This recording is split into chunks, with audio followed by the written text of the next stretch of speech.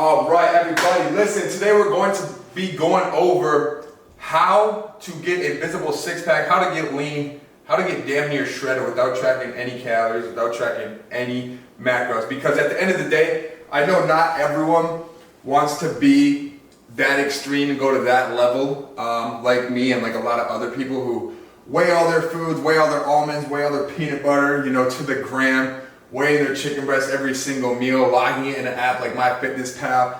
And I know it can get pretty repetitive, and some people don't want to go to that level. They just want to have the freedom to kind of not have to worry about that, but still make progress, still lose fat, and still reach their goals. So in today's video, we're going to be going over exactly how to do that. When I first got lean, I'll try to find a picture and throw it up, but when I first got to that shape or size, I did not do any calorie tracking, any macro tracking. So I'm pretty well versed in this area. Now I'm always tracking calories, tracking macros, because I like to be precise and know exactly what I'm eating, what's going into my body. But beforehand, I made some really good progress without having to worry about that, and I had a lot more freedom. So we're going to be going over that today for you guys. What is going to be the main point of this video is going to be you have to stay in a caloric deficit, okay? Which means there's more energy going out than energy coming in, okay? You're burning more calories than you are consuming on a day-to-day basis. And I'd recommend anywhere from 200 to 500 calories less than your maintenance calories. So you don't want to go too much and starve yourself and kind of like crash diet. And you don't want to go too little because your progress is going to be very slow and you're not going to lose a whole lot of weight that quickly. So yeah, like I said, deficit of 200 to 500 calories would be anywhere from like a half pound to a pound lost per week of fat. All right, we're going to go over the nutrition, training activity, and lifestyle adjustments. Those are going to be the three pillars that we're going to be focusing on. First, we're going to start on nutrition. So for protein, when you want to eye this out and you don't want to track everything, have a reference, like your plate, you need at least 1 palmful of a lean protein or a palm and a half size on your plate or your dish. So think of chicken, fish, Greek yogurt, cottage cheese, lean beef, lean turkey, things of that nature, right? The protein sources are clean, whole protein sources. 1 to 1.5 sizes of your palm full of that on your plate, okay? And if you do 4 servings of that per day, say you have 4 meals and each plate has roughly that amount of protein, you're gonna hit your protein goal more likely than not, okay? You can also go by the half plate rule, which means half of the entire plate is gonna be HFC, high fibrous carbohydrates, right? You want a lot of fiber. A quarter of that plate is gonna be protein, again, your palm, palm and a half, and the other quarter is gonna be carbs and fats. Okay, if you guys just eye it out like that and you remember this general rule of thumb called the half plate rule, you can get pretty good progress, okay? Liquid calories, there's a line to that because we're not gonna wanna consume those, okay? We don't want sugary drinks, we don't want sodas, we don't want flavored teas, we don't want high calorie energy drinks, things like that. We want water, unsweetened tea, coffee, without the creamer, think of all that stuff, okay? Carb timing, this is a big one. You wanna prioritize your carbs and time them around your workouts. Before you're going to the gym for your fuel and after your training to replenish your glycogen stores, okay, and to refuel.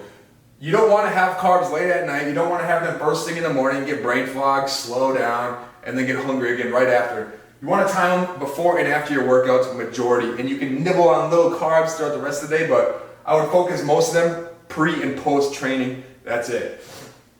Eating windows, this is another little trick. If you set a window, like say, for example, I'm going to eat from noon to 6 or 7 p.m. That's the only window I can eat in, and then anything outside of those hours is off limits. That will help you stay a little more strict and stay conscious of when you'll be eating and not going outside of those hours so you can plan your meals throughout that time, okay? It helps a little bit. The no seconds rule, that's basically saying you're gonna have 1 plate, 1 serving, and you can't go back for more, you can't go back for seconds. It's just kind of, tightening down a little bit and not letting yourself go all out of control and have a lot more servings, additional calories, additional things. When you're not tracking it and you continue to snack and eat more and more, that's when it racks up and that's when you tend to go in a surplus. So that will help you kind of stay in check, right?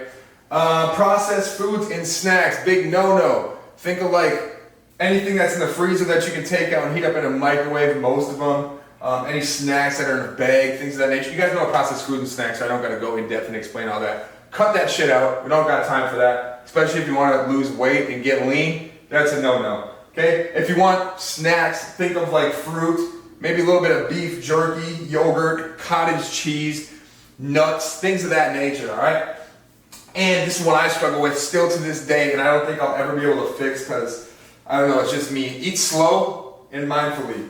Slowly and mindfully, okay? Guys, I'm a fucking vacuum when it comes to food. I inhale it. Everyone that knows me knows that. Like, by the time they sit down and join me to eat, I'm already done with my plate. And I have big servings, okay? I'm a big boy. Or at least my stomach's a big boy.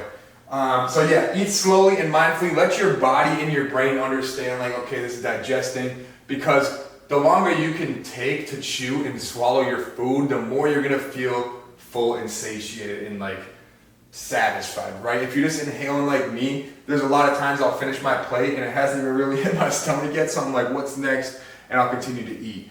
But, you know, obviously I'm mindful of that and I know how to stop it and whatnot. I'm so used to it. But moving on to training and activity, you want to lift at least 3 to 4 times per week. Being in the gym, I started at my first newbie times when I was first lifting, got in the gym. I was 7 days a week, which is too much. Then I went down to 6, a push-pull leg split. And now I've been at 5 for the last, I'd say 2 to 3 years, 5 days per week. That's kind of my sweet spot. 3 to 4, you can make a lot of progress. And that's why I'm saying, like, if you're the type that doesn't want to take everything so seriously or so extreme to the next level, or you don't got a lot of time, you got a lot of things to juggle, maybe you got a family, you got a busy job, a busy schedule, a lot of other things to take care of outside of just your body. 3 to 4 times a week is perfect. You can still make good progress doing that. You're gonna wanna focus on compound lifts, so things like bench, squats, deadlifts, pull-ups, rows, things of that nature. And you wanna focus on progressive overload, which is upping the volume every week or the weight or the reps that you are doing, okay? Continuously logging your lifts and making sure that your numbers are either going up in reps, in weight, or in just total volume in general, okay? What those two will do, if you're focusing on those, it'll maintain your muscle and lower your fat. So that's obviously a win-win, as long as you keep those two in check, and that's how you focus when you're going into the gym and training. Do not diet train, okay? I see way too many people do this. I was a victim of this myself. When you are dieting and you're in a deficit and you feel like, you have a little lower energy because you are in a deficit, which makes sense. That's exactly what it does. But a lot of people take that and accept it as an excuse to train like they're on a fucking diet and to train like they can't go as hard or push as much weight, when a lot of it's just mental. So continue to keep your numbers up. If not, continue to aim the bar higher and higher with your numbers. Don't fall into the trap like mentally, like, oh, I'm dieting, I'm in a deficit, I don't have as much energy, so my training session is not gonna be as good. My weight's not gonna be as high, and that's okay, I'm gonna accept that. Don't diet train. Train just as hard as you normally would, and if not, even push harder and try to push harder, okay? Daily movement, you wanna aim for 8,000 to 12,000 steps every single day. This is just gonna increase the amount of energy that you're burning and keep you in a deficit, all right? Dude, make it enjoyable to you. You don't have to go running on a treadmill. You don't have to walk on a treadmill if you don't like to do that. You can go on a walk outside, enjoy some nature like I do. Throw in your AirPods, listen to a podcast, an audiobook, something like that. Go swimming, go play basketball. One of the things I did when I got lean without counting calories, I was in a men's league for basketball. We played very often, full court, 5 versus 5, and it was a lot of cardio. And that helped me stay in a good caloric deficit and helped me continuously shed body fat without counting calories or macros. So do cardio that's enjoyable to you, but you can use something like a Fitbit or your iPhone health app, Apple Watch, something like that to track your steps. And you want to be somewhere between 8,000 to 12,000 per day. I just upped mine. I'm sitting between like 12 to 15 now, but it's because I was starting to stall a little bit, so I'm increasing my cardio a little bit. But yeah, moving on to lifestyle adjustments, sleep. You need 7 to 9 hours of sleep, okay? Your body does such magic to you when you are fully rested. It burns fat, it builds muscle, it recovers, and you need it, okay?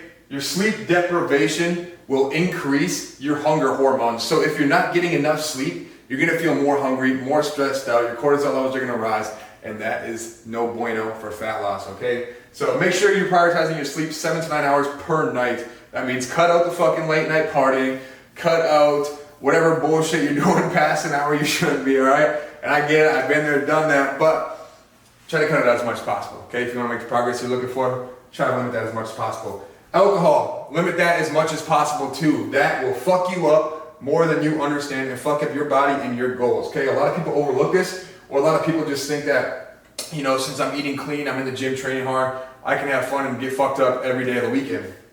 And I'm not saying don't have fun, I'm not anti-fun, I drink, of course. But I know exactly what it does to my body. I'm aware of the side effects, the very negative side effects, the potential damage it has on my goals when it comes down to changing my physique and the way I look, and the effect it has on my metabolism, my hormones, and everything like that, my sleep. It is not good if you are serious about changing your body.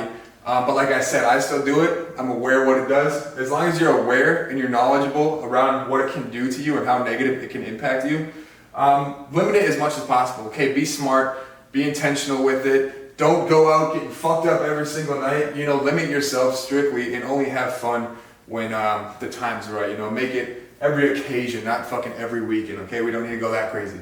Another thing I'd recommend to add into your lifestyle is weekly weigh-ins. Make sure you're doing this around the same time every single week. I'm talking like morning, afternoon, or night. I would suggest morning because you're in a fasted state. You just woke up and you are empty stomach, right? That would be the best time to weigh. That's what I weigh. And don't do it every single day. Do it per week, because a lot of times your body weight fluctuates on the scale, and the scale can lie to you, which can be very deceiving, very frustrating, and just kind of fuck you up mentally. So look at the trend, weekly trend, like how is it moving, where is it going? And based on your data, what you're seeing, you can adjust from there. Take progress photos every 2 to 4 weeks. Go in the mirror, take your shirt off, take a little selfie. And that's going to be another form of accountability for you, okay? It's going to hold you to another level of staying disciplined and keeping on track. And you can always look back to those to see how far you've gotten or where you're going, how far you've come, if it's working or not. You can also look at the trend on the scale to see if it was working or not, you know, things like that. So it's a lot of data there that you can implement and use and look at to see if what you're doing is actually helping or not, okay? Eating at home, try to do that as much as possible too, because you know exactly what you're consuming. You know what ingredients you're putting in your mouth. You know what everything you made is cooked with, and you're more aware of all the ingredients that are used in what you're eating. Versus at a restaurant, you know, there's a lot of hidden calories, things that they're cooking stuff with. You know, sauces, toppings, butters, things like that. You kind of just overlook and you take the dish for what it is, but. When you're eating at home, when you're making food at home, you know exactly what's going into everything you're eating, because obviously you're putting it in there yourself. So, water, aim for a gallon a day. I almost go for a gallon and a half, 2 gallons. I love my water. It reduces your appetite reduction. It makes you feel fuller. It's kind of like a mind trick. If you drink a lot of water, you'll feel like pretty full, so you won't be as hungry. So it reduces your appetite. It increases your metabolism temporarily, cold water does, which is pretty cool. Your training and recovery will be better. It will increase your digestion and reduce your water retention, the amount of water you're holding under your skin, to make you look and feel less bloated, more lean, more definition, more lines in your muscles. So that's a win-win. And that is really all I got. And to wrap this up, how do you know if what you're doing is actually working out for you? So again, you're going to refer back to the scale trend. How has your trend been over the last few weeks? What is it looking like? Is the number going down? Is it going up? Is it staying the same? And based off that, you can implement new strategies. Obviously, you know what to do if it's up, if it's the same, or if it's down. You know how to mess with that. Looser clothing. Are your clothes fitting looser than they were? When you started, were they very tight and they're now loose? Well, that's a good sign it's working, right? You're losing weight, you're losing fat. Or did your clothes get tighter? Or do they feel the same? You know, you can use all these together to understand if it's actually working or not. Is your muscle definition in the mirror looking better, right? You can refer back to your progress photos for this, or you can simply look at yourself. And again, progress photos, boom, you can look at that too. If your weight stalls for more than 3 weeks, what you need to do is slightly reduce your carbs or your fat intake, okay? So reduce that serving on your plate to a little smaller, and then fill the rest with protein and high fiber. Add 1 to 2 cardio sessions per week, okay? Go on a hike, again, go on a walk, take a bicycle ride, go swimming, go play basketball, football, play soccer with the kids. I don't know, whatever it may be, you can add in a cardio session or 2 per week to help with that. And you can increase your daily steps per day by about 2,000, okay? So if you're falling short, say you're doing about 8,000 per day, if you up that to 10K, you're gonna notice a difference, okay? That's if you've been stalling for like 3 or more weeks. Again, you don't have to track. Not everyone wants to. Not everyone wants to be that meticulous with it. But you do need structure with your eating habits, your consistency, and you gotta be honest with yourself, okay? Honest portion sizes. Understand it takes patience. It's not some overnight trick. It's not some quick result or like a get fit quick scheme, okay? This takes time, all right?